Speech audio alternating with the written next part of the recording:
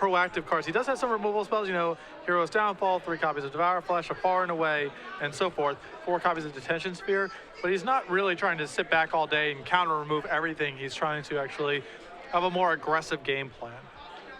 Okay, yeah, and so next to that, it looks like there are a certain number of control cards too. He's also running Downfalls, Devour Fleshes, Jaces, so a lot of things you'd expect. Interesting, so it's like a hybrid between Esper Control and the Esper Humans deck almost. So we see Gerard has one that I roll, he's on the play. Turn 1, a Temple of Silence, and he'll pass back the turn. Yeah, he's playing against Kenny Mayer, who is on black-white control. It's the mid-rangey, it's basically like the mono-black Devotion deck, but it's playing less creatures and more Haymaker-style cards. Yep, we saw this deck have a lot of success in the Orlando Open, where 2 copies were in the top 8, and one of the decks lost in the finals to Mono Blue Devotion. All right, so turn 2 Pack Rat for Gerard will not be successful. Kenny will immediately Devour Flesh the Pack Rat. Especially in these Pack Rat mirrors, having the turn 2 answer to Pack Rat is so important. Yeah, and the black-white deck is chock full of them. It plays Devour Flesh alongside, most decks play a couple copies of Last Breath in the main deck, which Kenny has 2 of. He also has 2 copies of Ultimate Price. All right, so attack by 2 from Gerard puts Kenny down to 18. He plays a Temple and passes back. And Kenny in this control mirror will be the first one to start getting his engine online. He plays an Underworld Connections and passes back. Really puts Gerard on the spot here to the test. Does he have a Detention Sphere? Yeah, and as an Esper deck, he does have access to that, it looks like. It's interesting, if Kenny hasn't done his homework, he may not, this might be quite a shock to him. Right now, Gerard's deck still kind of looks like a mono-black deck, but not anymore, as he does have the sphere for the Underworld Connections. Yeah, could be a black-white control deck with maybe an extra Scryland in there. But right. Yeah, but now kind of the jig's up. It's a brew or something like that. Kenny plays Desecration Demon. Remember, he only has 12 creatures in his deck. It's the full set of Rats, Demons, and Blood Barons. Yeah, and the black-white builds, Grey Merchant often just gets cut entirely, as the deck isn't really about that sort of thing anymore. Yeah, they just play Blood Barons in the same 5-drop slot. Yeah. Gerard is a bit of a brewer, for those of you who are not familiar with his resume. Very rarely just plays a stock list of a stock deck. Yeah, this is a very, to me, a Gerard-esque deck. It's just playing all good cards. Like, really to a whole nother level, all good cards. Yeah. Did you see Gerard here with a Blood Baron? Very powerful against black and white-black. Really puts it to a Devour Flesh test. Yeah, I mean, his opponent is playing white-black, so Blood Baron has protection from most of Kenny's deck. We'll see if he has one of those answers. It looks like he has a pair of Elspeths in hand, so provided he should have an answer, I think, to the Blood Baron. He's going to go ahead and make Pack Rat, pass back. Kenny is, however, missing a second white mana currently, so he needs to draw some pretty specific cards. Right. Now, if he gets to the 6th land, does Gerard play counter spells when we say he's an Esper deck? Does not appear so, no. He's definitely a tap-out control deck. Okay. So if Kenny can find the white source, it should stick. And Gerard swings for 4. Kenny cannot block, and life total switched back in Gerard's favor, now 19 to 14. And we see with 5 mana untapped, Gerard's perusing through his hand. We'll see what play he comes up with. It's going to be a 6th mana Shocked for Hallowed Fountain. And no other play. That's usually is a telltale sign of a revelation of some sort. I don't believe, though, that he plays Sphinx's Revelation. No, he does not. So, what's your read on the untapped land? Perhaps Far and Away with a mana left over to activate Mutavault in case of an Edict. All right. But it's a Gerard deck, so it could be anything. No, I think it seems like you've hit it right on the head. He's tapped 5 here. It looks like there's a Pack Rat being made on end step. Kenny's attempting to make, you're absolutely right, discarding Elspeth to make a rat. In response, Gerard's going to bounce the demon. The rat's going to get edicted. Now Kenny just gets a 1/1 Pack Rat. Far Away, split card that was really dominant at the Block Pro Tour in San Diego. Really critical to the Esper decks there, but has been less of a player in Center thus far. Gerard with 1 in his main deck. Yeah, Kenny does not have the extra white source. He did, however, draw Underworld Connections, so he has a good way to dig for 1 if he needs it. He doesn't have a lot of time here. I mean, the Blood Baron can take over this game really quickly. Kenny doesn't have his own life gain really in the same way as a Mono Black Devotion deck does. He doesn't have access to a card like Grey Merchant to catch him back up, so not a lot of time to work with.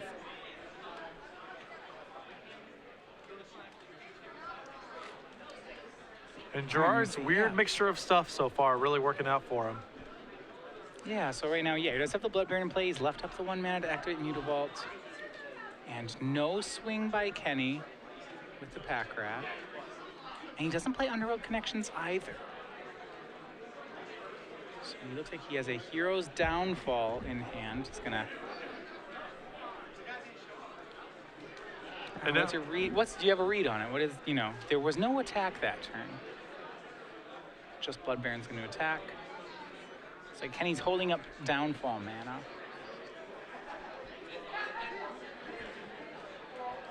Maybe he just feels like he might need to react main phase to a Planeswalker that Gerard could possibly cast. Sure. We see another Detention Sphere from Gerard. This one's going to target the Pack Rat.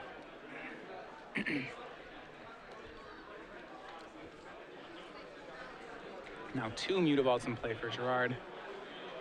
And that'll get rid of the Rat. And Gerard's done a really nice job of, pacing this game. He's left his Mutavault mana up to protect himself against a potential Devour Flesh. And with his Mutavaults in play, he also has protection even if Elspeth is the play, as Gerard can just immediately get it off the table.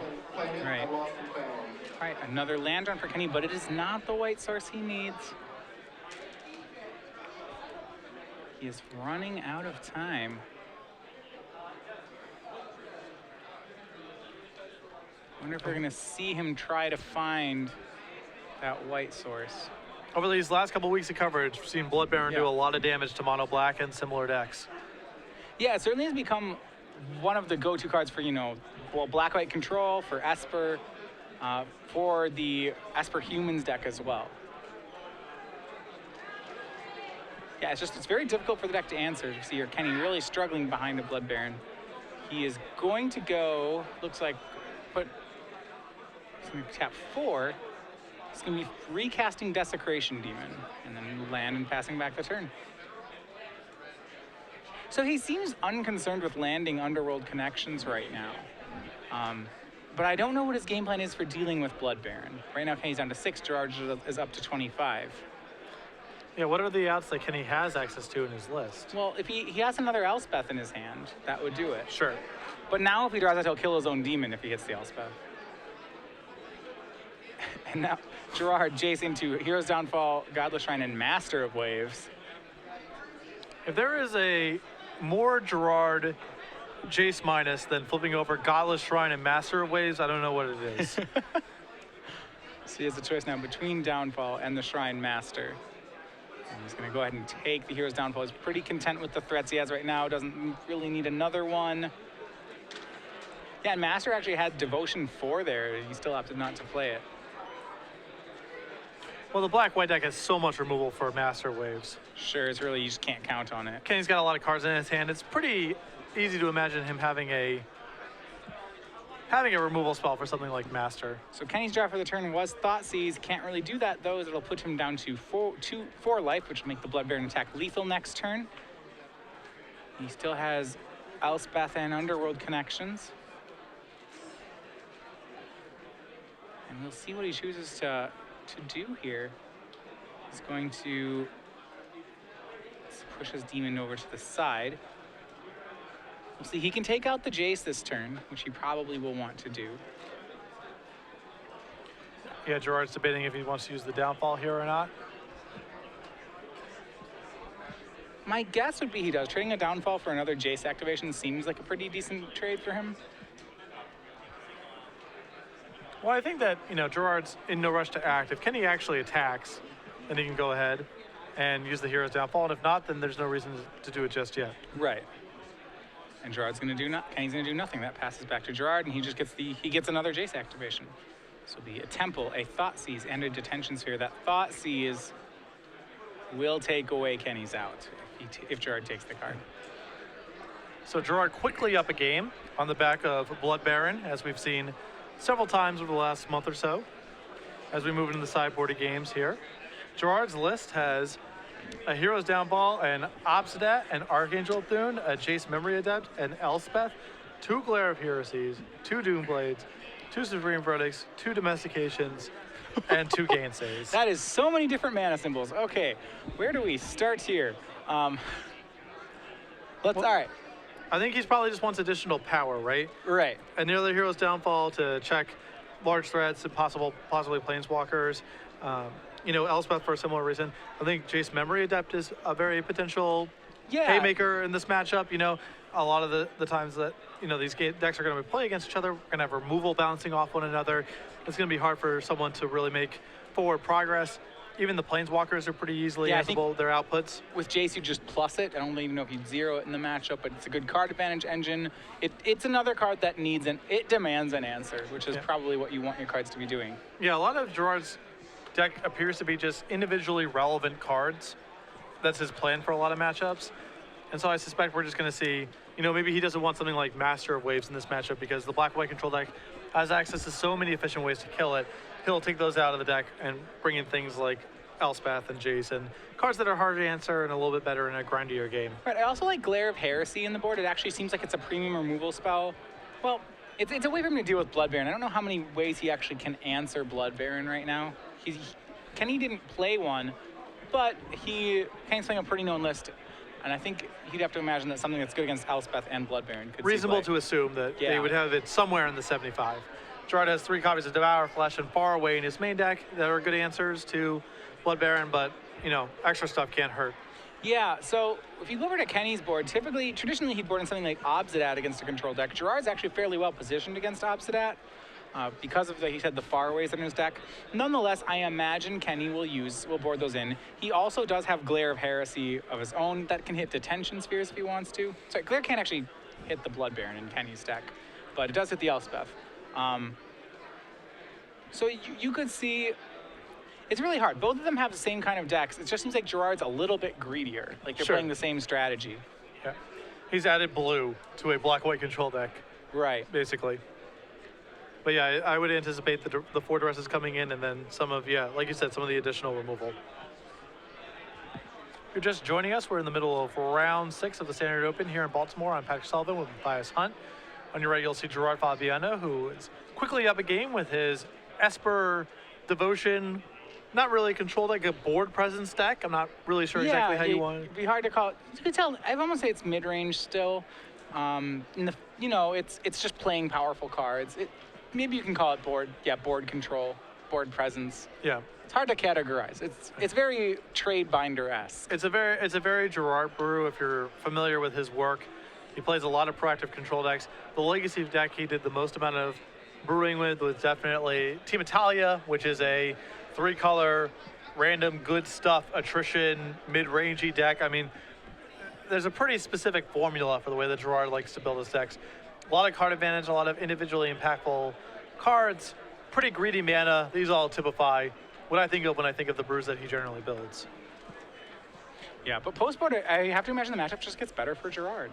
Looking at what each player has, it just seems like he has more tools available to him, like they're doing the same thing. The card I do like in Kenny's deck is Underworld Connections. I think that's the strength that he has that Gerard does not. Yeah. If he can land a Connections and it's uncontested, he can draw more. He can outdraw Gerard, and that should be good enough. Yeah, these matchups are a lot about card advantage first. And then secondly, are you able to stick random threats to the other person he can't stop? Things like Blood Baron, things like Obsidat, things like Elspeth. Right. All right, Kenny on the play this game. Looks like he is shipping back immediately. Let's see whether or not Gerard is going to keep. Gerard's probably keeping, even without looking at his hand, right? Gerard has historically been loath to mulligan, to put it mildly. And he keeps on 7. I believe that he was if not the creator, certainly the inspiration for the 6 Forest Dawn Elemental I'd rather lose than mulligan meme that circulated around the internet a few years back. All right, Kenny down to 6. So what about Pack Rat in this matchup? Can Kenny actually?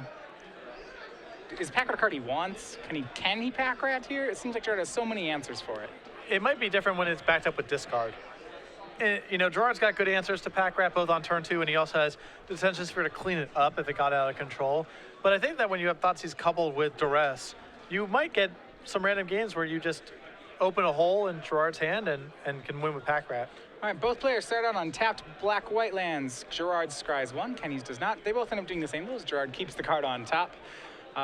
Turn 2, Kenny is going to Thoughtseize here, and we will get a look at the grip that Gerard kept. It is land heavy, and it has 4 more lands in it. One of them is the Mew Vault. The business spells are Jace, Elspeth, and Detention Sphere. So yeah, individual impact. Those are the definition of Gerard's. Well, at this point, he just looks like an Esper control deck, right? He has the removal spell, he has Planeswalkers. So for right now, this is a typical thing we could see to hope to Thoughtseize. Have to think Kenny's taking Jace, unless he has no way to answer Elspeth in his hand. Or, he has underworld connections. In that world, he probably wants to take Detention Sphere. Right. So he either can open a hole here or just take the biggest medium-term threat, which is Jace. Yeah, he also has a Glare of Heresy in his hand, so even if he has connections, he might still take the Jace here, because he could, on either way, he's drawing a card on turn 4. Gerard with another Scry land. So out of curiosity, how many Scry lands are we playing? Are we playing the full 8? Gerard has 7. Okay. He Could be greedier. Only has 3 Temple of Deceits. Only in quotes. He does have 3 Mutavaults in his. Oh, 3 okay. Yeah. So that's where the greed comes in. All right, third land from Kenny, no play. Goes to third land from Gerard, no play. Kenny misses land number 4, and Gerard is going to go ahead for an Ashiok on his own turn 4. And that hits Hero's Downfall, land, Hero's Downfall. No creatures, but Ashiok is now at 5. And that'll be it for Ashiok. It will take a downfall. And this is a very Gerard strategy. He kind of doesn't care what he plays, whatever he casts. Yeah, you just have to kill it. Just play stuff that the opponent has to kill, and if you can't kill it, generates a huge advantage. And there's Jace, Memory Adept. Yeah, and I played that. Instead of milling, he's going to go ahead and just plus Jace Memory Adept. Like I said, he's not really protecting any of his threats. He's just making more. Yeah, and I think you actually might see Gerard shift gears here. If Kenny doesn't play anything good to the board or use Hero's Downfall on the Jace, you might see Gerard switch paths here. He's going to keep drawing cards, but that might have been a window for him to just start milling. Yeah. Yeah, it looks like he wants to be a little bit farther ahead. He's going to go ahead and play a third Planeswalker in a row. This is Elspeth. I like right now, if you look at Gerard's board plus graveyard, it's really quite lovely. You have 4 different Planeswalkers going on. Glare is a sorcery. Glare is a sorcery. Yeah. But that will happen. Right. Just a preview of things to come. Yeah, so now he goes and glares the Elspeth. Elspeth did damage, it made 3 tokens, and Jace is still ticking up. Gerard ticks it up Jace again. I think he's going to draw 20. I wonder if he'll draw. That would be pretty nice. I haven't seen that activated in about a year, that someone has done a draw 20 on Jace. Well, if there's going to be any game, I mean, it looks like the coast is pretty clear in this one. Yeah, he's going to go ahead and Thoughtseize Kenny. And he has 2 Devour Fleshes, Blood Baron, Ultimate Price, and Elspeth. Yeah, and this is a lot of removal, and it wouldn't surprise me if Gerard's converted his deck in such a way where he doesn't have that many creatures left. He takes Ultimate Price with the Thoughtseize, and that's because his follow play is Archangel of Thune. So another mythic. Yeah. That is the 5th different mythic played this game. Gerard is certainly not building on a budget, that's for sure. No, I really feel like it's just like you took a trade binder and emptied it into sleeves. You're like, oh, these cards are all really good. Interestingly enough, I played in a Pro Tour where my deck got stolen the night before, and I had to build a deck out of Gerard's binder. So this is not uncharted territory. Did it look like this? It might as well have been. And you see in the concession here, Gerard Fabiano with Esper Nonsense quickly dispatches of Kenny Mayer 2-0. He'll be advancing to 5-1.